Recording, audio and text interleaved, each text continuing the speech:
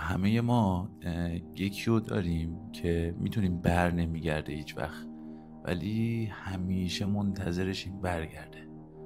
میدونی علتش چیه؟ در واقع چند تا علت داره. یک این که شما یه فیلم پایان باز میبینی، ذهن ناخودآگاه دنبال یه ساخت یک پایان هستش. حالا فکر کن یک رابطه بدون دلیل، بدون هیچ علت مشخصی تموم بشه. خب ذهن تو اینجور مواقع 1001 پرسش و پاسخ ایجاد میکنه که بتونه به یک پایان برسه. مورد بعدی این که شما عزت نفست رو از دست دادی. به یاد بیار قبلش کی بودی، چی بودی، چی کار میکردی، چه تفریحاتی داشتی.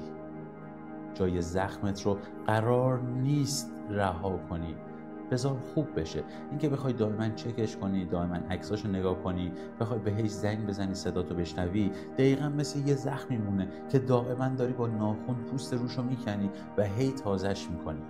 بپذیر که تموم شده، قبولش کن.